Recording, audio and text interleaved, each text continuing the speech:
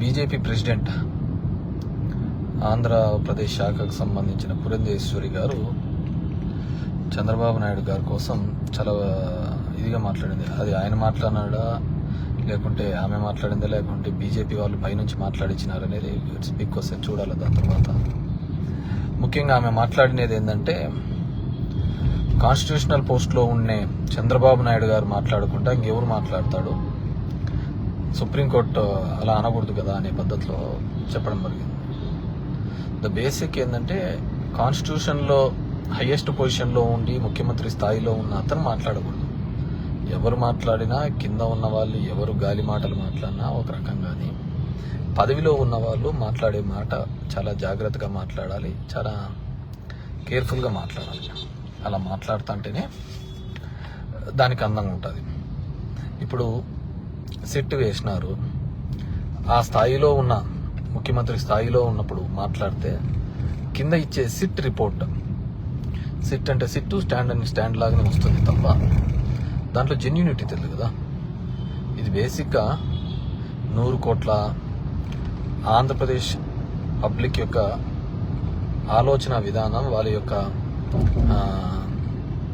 100 కోట్ల జనాభా కలిగిన భారతదేశం యొక్క మనోభావాలకు సంబంధించిన, హిందూ సమాజం సంబంధించిన మనోభావాలకు సంబంధించిన, సో అలాంటి మనోభావాలకు సంబంధించిన విషయం వచ్చినప్పుడు మనం మాట్లాడే మాటలు చాలా అది చూసి చాలా జాగ్రత్తగా మాట్లాడాలి. కేవలం టార్గెటెడ్ ఓరియంటెడ్గా మాట్లాడుతుంటే ఇట్లాంటి స్థాయిలలోంచి వస్తుంది. ఎందుకంటే ప్రతి ఒక్కరూ కూడా, ప్రపంచ దేశాల్లో ఉన్న వాళ్ళందరూ, హిందూ భక్తులందరూ కూడా బాధపడిన సందర్భం. కేవలం ఊరికనే ఎటువంటి ప్రూఫ్స్ లేకుండా లడ్లలో వేసే నెయ్యిలో కొవ్వులు ఉన్నాయి, యానిమల్ కొవ్వులు ఉన్నాయి, పంది ఉన్నది, ఇది ఉన్నాయి. ఈనాడు జ్యోతి పేపర్లలో అయితే పంది బొమ్మలు, ఆవు బొమ్మలు ఇవన్నీ కూడా వేసినారు. సో దురదృష్టం మన దాంట్లో అలా నడిచిపోతుంది. కానీ సో నిన్న జరిగిన దాంట్లో పురంధేశ్వరి గారు ఆ విధంగా మాట్లాడడం జరిగింది. నాకు కొద్దిగా బంధుప్రీతి ఉంటుంది కానీ మరి ఇంత బంధుప్రీతి ఉంటుంది అనుకోలేదు. గతంలో వాళ్ళ నాయన్ని దించినప్పుడు కూడా పాపం చంద్రబాబు నాయుడు గారిని ఇలాగే వెనకేసుకొని వచ్చినట్టున్నారు. కానీ దాని తర్వాత దగ్గుపాటి వెంకటేశ్వరరావు గారు రిలీజ్ అయిపోయి బయటకు వచ్చి ఒక బుక్ రాసి చంద్రబాబు యొక్క చరిత్ర ఎలాంటిది, అతను ఏ విధంగా ఉంటాడు, ఏ విధమైన ఆలోచనతో ఉంటాడు చంద్రబాబు నాయుడు అని చెప్పడం జరిగింది. ఆయనన్ను అడిగింటే సరిపోయేదేమో దగ్గుపాటి గారిని. ఎందుకంటే ఆయన మీద నాకు మంచి రెస్పెక్ట్ ఉంది. ఆయన ఒక బుక్ రాశాడు. ఆ బుక్ అంతా 9 to 14 మధ్యలో మేము అసెంబ్లీలో ఉన్నప్పుడు అందరికీ పంచిపెట్టడం జరిగింది.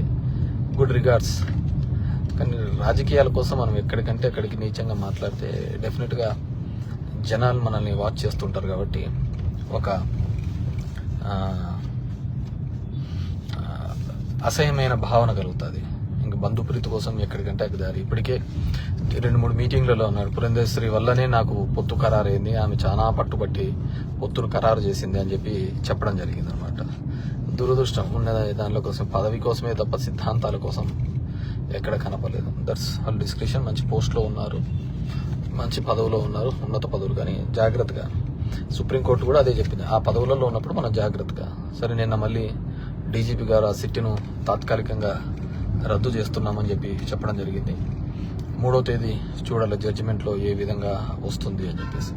సో అది ఏ విధంగా వచ్చినా ముందు అయితే దాని మీద గ్యాగ్ వస్తే బెటర్ అనేది నా ఉద్దేశం, నా యొక్క ఆలోచన. అంటే ఎవరే కానీ మాట్లాడకూడదు, లెట్ ద రిజల్ట్ కమ్. దాని యొక్క రిజల్ట్ దాంట్లో కన్నా నిజంగా జరిగింటే అది ఎంతటి వారైనా సరే శిక్ష అనుభవించాల్సిందే. There is no excuses in that. ఒకవేళ దాన్ని కేవలం రాజకీయ లబ్ధి కోసం వాడుకున్నారు అంటే వాళ్ళ మీద కఠిన చర్యలు తీసుకోవాల్సిందే. దాంట్లో కూడా ఎక్స్క్యూజెస్ ఉండవు. సో తప్పు చేసిన వాళ్ళు, తప్పు రుద్దాలనుకున్న వాళ్ళు ఖచ్చితంగా శిక్ష అనుభవించాల్సిందే. లేకుంటే ప్రతి ఒక్కరూ దేవుడి పేరు మీద ఇప్పటికే చాలా రాజకీయాలు చూసాం. నేను ఇంతకుముందు వీడియోలో చెప్పినట్టుగా గత ప్రభుత్వంలో అవి చేస్తున్నారు, ఇవి చేస్తామని చెప్పినారు. 1-2 చోట్ల తెలుగుదేశం వాళ్ళని పట్టుకునే కల్లా అవన్నీ ఆగిపోయినాయి. సో దరిద్రం ఏంటంటే మన దేశంలో ఇంకా ఈ మతం మీద రాజకీయాలు, దేవుళ్ళ మీద రాజకీయాలతోనే నడుస్తున్నాం. కాబట్టి ఉద్యోగ కల్పన లేకుంటే మంచి చేయాలి అనే ఆలోచనల మీద చాలా తక్కువగా ఉన్నాయి. ఇది ఎందుకంటే దేశం, నాకు తెలిసి దేశమంతా ఏకమయ్యేది 2 సందర్భాల్లో. ఒకటి మతానికి సంబంధించిన విశ్వాసాల మీద దెబ్బ కొట్టినప్పుడు ఏకమవుతుంది. 2 యుద్ధం, మన దేశం మీద యుద్ధం మీద ఎవరైనా వస్తే అప్పుడు ఏకమవుతుంది. ఆ రెండు సందర్భాలు ఇప్పుడున్న ప్రభుత్వాలకు బాగా తెలిసి వాటి మీదనే రాజకీయాలు చేసుకుంటూ వచ్చినారు ఈ 10-15 సంవత్సరాల్లో. నాకు తెలిసి ఒక గడ్కరీ మినిస్ట్రీ తప్ప మిగతా మినిస్ట్రీస్లలో పెద్దగా ఏమీ కనపడినట్టేం నాకేం తెలియదు. 1 ఇష్యూ. రెండవది, ఇలాంటి ఇష్యూస్ మాట్లాడేటప్పుడు అది పురంధేశ్వరి లాంటి వాళ్ళు ఎంపీ, ఒక పార్టీ అధ్యక్షులు ఉన్నప్పుడు చాలా జాగ్రత్తగా మాట్లాడాల్సిందిగా కోరుతున్నాను. ఎందుకంటే ఎవ్రీవన్ ఆర్ వాచింగ్, మనం చేసే ప్రతి పనిని వాచ్ చేస్తున్నారు. రెండో దానికి సంబంధిస్తే వైజాగ్ స్టీల్కి సంబంధించి అప్పుడంతా విపరీతంగా వచ్చి స్పీచెస్ ఇచ్చిన వాళ్ళందరూ ఇప్పుడు ఎక్కడ పోయినారో అడ్రస్ లేదు. ఇప్పుడు వాళ్ళే ముఖ్యంగా దీంట్లో ఎన్డీఏ గవర్నమెంట్లో బీజేపీ, టీడీపీ, జనసేన ఉన్నారు. ఆ రోజు వైజాగ్లో పవన్ కళ్యాణ్ గారు వచ్చి చేశారు, లోకేష్ వచ్చి చేసినాడు, అందరూ వచ్చి చేసి పెట్టినారు. ఆ రోజు జగన్మోహన్ రెడ్డి ఒక్కడే దీన్ని మేమే ఒకవేళ బిడ్ చేస్తే ఆంధ్రప్రదేశ్ గవర్నమెంటే బిడ్లో పాల్గొని ఆ ప్లాంట్ని తీసుకుంటామని కూడా ఒక అష్యూరెన్స్ ఇచ్చింది. ఇఫ్ ఆల్ కేంద్రంగా ఆ విధమైన ప్రయత్నం చేస్తే డెఫినెట్గా దాన్ని తీసుకునే ఒక కార్యక్రమం కూడా ఆంధ్రప్రదేశ్ ప్రభుత్వం నుంచి బిడ్లో పాల్గొని చేస్తామని చెప్పేసి చెప్పడం జరిగింది. సో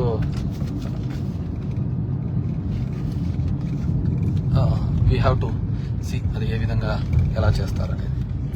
రెండోది, వైజాగ్ స్టీల్లో దగ్గర 14,000 మంది ఉద్యోగాలకు సంబంధించి ఆ ఉద్యోగాలు తీసివేయడం జరిగిందని, వాళ్ళ ఒక ఉద్యోగ భద్రత కావాలని, ఇవన్నిటినీ కూడా జరుగుతున్నప్పుడు కూడా గవర్నమెంట్ కొత్త ఉద్యోగాలు ఇచ్చే సంగతి దేవుడికి ఎరగ, కానీ ఉన్న ఉద్యోగాలు పోకుండా కాపాడితే చాలా బెటర్ అని చెప్పేసి అనుకుంటున్నాను. ఎందుకంటే ఉన్న ఉద్యోగాలు చాలా 14,000 ఉద్యోగాలు అంటే అది కల్పించడం అంటే చాలా కష్టమైన సాధ్యం. ఎందుకంటే మనం చూసాం చంద్రబాబు ఉన్నప్పుడు చాలా గవర్నమెంట్ ఇన్స్టిట్యూట్స్ అన్నీ కూడా ఫెయిల్యూర్కి ఆయనే కారణం. ఆయన ఎప్పుడు కూడా కార్పొరేట్కి సంబంధించిన సీఈఓగానే ఆయన్ని చూడడం జరిగింది తప్ప ఎప్పుడు అతను ఒక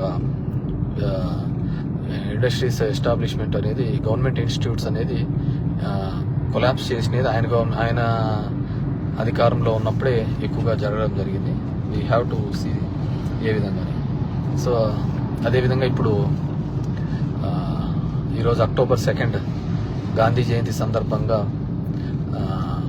ప్రజలందరికీ ఇది మన ఆంధ్రప్రదేశ్ రాష్ట్రంలో ఉన్న వాళ్ళందరికీ కూడా పాపం ఆయన కలల కన్నా స్వరాజ్యంలో భాగంగా లిక్కర్ అనేది కూడా పాపం తక్కువ రేటుకి అందరికీ అందుబాటులో తీసుకొని వచ్చే కార్యక్రమం చేసినారు. ఒక పక్క చదువులు కావాలా, మంచి స్కూల్స్ కావాలి అనేది జగన్మోహన్ రెడ్డి గారు ప్రయత్నం చేస్తే, లేదు మంచి లిక్కర్ కావాలి అని చెప్పేసి తెలుగుదేశం పార్టీ వాళ్ళు చేయడం జరిగింది. ఎండ్ ఆఫ్ ది డే లిక్కరే గెలిచింది. ఇక్కడ లిక్కర్ కావాలనుకున్న వాళ్ళే గెలిచినారు, మంచి లిక్కర్ అందిస్తామన్న వాళ్ళే గెలిచినారు. కాబట్టి సో ఇట్స్ మ్యాండేట్ లిక్కర్కే ఇచ్చినట్టు. పిల్లల చదువులకు, పిల్లలకు మంచి ఎడ్యుకేషన్ కావాలి, వాళ్ళకి మంచి కాలేజెస్లో పెట్టాలి అనే ఆలోచన ఇక్కడ ఫెయిల్ అయినట్టే అనిపిస్తోంది. So we have to see ప్రజల యొక్క ఆలోచన. మనం అదే అంటున్నాం కదా, స్కూళ్ళు కావాలి, స్కూల్ మంచిగా చేయాలి, వాటి మీద నాడు నేడులో తీసుకొని వచ్చి అక్కడ ఆర్ఓ ప్లాంట్లు ఉండాలా, మంచి టేబుల్స్ ఉండాలా, మంచి ఇవన్నీ ఉండాలి, స్టాఫ్ ఉండాలి, డిజిటల్ బోర్డ్స్ ఉండాలి అనేది ఆయన ఆలోచన. వీళ్ళు ఏమని చెప్పినారు, అవన్నీ ఏం చెప్పలేదు కదా, మంచి మందు అందిస్తాము ఇవన్నీ చెప్పినారు. సో ఇక్కడ మందే గెలిచిందని చెప్పాలా. అదేవిధంగా ఎలక్ట్రిసిటీ బిల్లుకు సంబంధించి కూడా ఆయన చంద్రబాబు నాయుడు గారు చెప్పినారు, నేను ఎలక్ట్రిసిటీ బిల్లు పెంచను. Second prime minister of India Lal Bahadur Shastri గారిది కూడా పుట్టినరోజు. అంటే చాలా మంది ఆయన్ని మర్చిపోయి అయినారు. He is the one. Jai Jawan జై కిసాన్ అనే నినాదం తీసుకొని రావడం జరిగింది. 1962 second war against the Pakistan. Date యొక్క కన్ఫర్మేషన్ సబ్జెక్ట్ నాకున్న నాలెడ్జ్లో ఎప్పుడో 10th ఎప్పుడో చదువుకునేటు కదా. పాకిస్తాన్ వార్ మీద కూడా ఇండియా తరఫున ఉన్నప్పుడు ఆయన ప్రైమ్ మినిస్టర్గా లీడ్ చేసినాడు సెకండ్ టైం అప్పుడు. అదేవిధంగా వాటి మీద ఒక ఒప్పందం చేయడానికి తాష్కెంట్ ఒప్పందం అని యుక్రెయిన్కి ఉజ్బెకిస్తాన్కి ఎక్కడికో వెళ్ళినప్పుడు అక్కడ అనుమానాస్పద మృతి చెందినట్టు నేను చదివిన దాని ప్రకారం అయితే ఆయన పోస్ట్ మార్టం లేకుండానే ఆయన దహన సంస్కారాలన్నీ కూడా జరిగిపోయినాయి. సో ద వన్ వైట్ ఈ జై జవాన్ జై కిసాన్ అనేది అదేవిధంగా మిల్క్ దాంట్లో వైట్ రెవల్యూషన్ అని, గ్రీన్ రెవల్యూషన్ అని పాడి పంటలకు సంబంధించి ఇవన్నిటినీ కూడా తీసుకొని రావడం జరిగింది. ఒకటి we have to remember him also. So what ever maybe ఈరోజు 8,000 కోట్ల రూపాయలు అడ్జస్ట్మెంట్ కింద పడుతోంది. దాన్ని నేను ఎక్కడో ఆంధ్రజ్యోతిలోనే ఎక్కడో చూసిన, జగన్మోహన్ రెడ్డి చేసిన పాపమే ఇదంతా, జగన్మోహన్ రెడ్డి వల్లనే ఇదంతా పడింది అని చెప్పేసి కూడా చూడడం జరిగింది. ఇంకెన్నాళ్ళు 100 రోజులు అవుతుంది, రోజుకి 20 రోజులు జగన్మోహన్ రెడ్డి గారి పేరు చెప్పందే వీళ్ళకి ముందుకు పోవటంలా అయిపోయింది కదా. జగన్మోహన్ రెడ్డి గారిని ఇప్పుడు లేడు ఆయన ముఖ్యమంత్రిగా, ఇంకా రోజు ఆయన నామస్మరణం లేకుండా మీకు ముద్ద దిగకపోతే ఎట్లా? డెఫినెట్గా మీదేదో ఇంపాక్ట్ చూపింది. ఎప్పుడు వాడిని ఇట్లా చేస్తాం, వీడిని ఇట్లా చేస్తాం, అది చేస్తాం అనేది ఎందుకంటే మీరు చెప్పినది ఏం చేస్తున్నారు? రెడ్ బుక్ అన్నారు, సరే ఓకే ఫైన్, రెడ్ బుక్ని యాక్సెప్ట్ చేద్దాం, ఇంప్లిమెంట్ చేయండి. దాని తర్వాత ఇంకోరు వచ్చి ఇంకో బుక్ చేస్తారు. కానీ మీరు చెప్పిన హామీలు ఏంటి? జనాలకు ఏ విధంగా మేలు చేస్తాం అనేది అని చెప్పినాను. అదేవిధంగా కానిస్టేబుల్స్ ప్రక్రియ కూడా ఇది అని చెప్పేసి ఆల్రెడీ గతంలో ఇది జగన్మోహన్ రెడ్డి కాల్ చేసినదే కదా, 6,500 దాకా ఉద్యోగాలు. కానీ 15% అది హోంగార్డ్కి వాళ్ళకున్న పర్సెంటేజ్ పెంచే దానిలో కొద్దిగా డిఫరెన్సెస్ రావడంతోనే అది కోర్టులో పెండింగ్ ఉండిపోయి నిలిచిపోయింది. ఇప్పుడు కోర్టులో క్లియర్ అయిపోయి చేసినది. మీరు కొత్తగా ఆలోచించే విధానం చేసినది ఏమున్నాయి? ఇంకా మెగా డిఎస్సి అన్నారు, అంతా 20,000 25,000 అన్నారు, 15,000 అంటున్నారు. చూద్దాం అది ఎలా చేస్తారు అని చెప్పేసి. వాటెవర్ మేబీ జరుగుతున్న పరిణామాలన్నీ కూడా దేర్ ఇస్ ఏ ఆంధ్రప్రదేశ్లో కూటమి ప్రభుత్వం వచ్చిన తర్వాత ఎక్కడికో తీసుకొని వెళ్తారు, సంపద సృష్టిస్తారు అని అనుకునేది.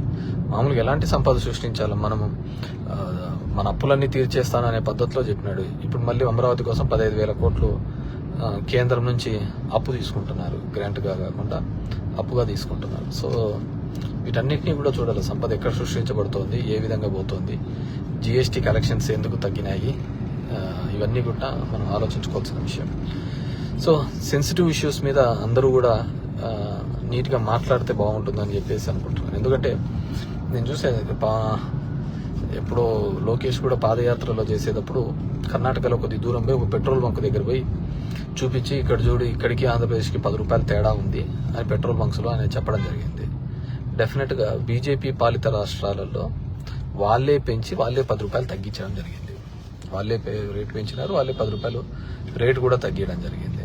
ఇప్పుడు కూడా ఎన్డీఏ కూటమిలో ఉన్నారు, భాగస్తులే కదా. ఆ రోజు 10 రూపాయలు ఉండేది, ఈ రోజు కర్ణాటక పోతే అదే రేటే ఉంది. ఇంకా కర్ణాటక ప్రభుత్వం 3 రూపాయలు పెంచింది, స్టేట్ గవర్నమెంట్. అప్పుడు బీజేపీ 10 రూపాయలు తగ్గించింటే కర్ణాటక కాంగ్రెస్ వచ్చిన తర్వాత 3 రూపాయలు అది తట్టుకోలేక వాళ్ళు పెంచడం జరిగింది. సో ఇక్కడ ఇప్పుడు ఎన్డీఏ వాళ్ళదే కదా, బీజేపీ కోయిలేషన్తోనే ఉంది కాబట్టి వాళ్ళు కూడా 10 రూపాయలు తగ్గించాలా. సో వాళ్ళు గతంలో చెయ్యలేదని వైసీపీ మీద ఆరోపించినప్పుడు వాళ్ళు అవి చేస్తేనే దాంట్లో వాళ్ళకంటూ ఒక క్రెడిబిలిటీ ఉంటుంది కాబట్టి. So these are all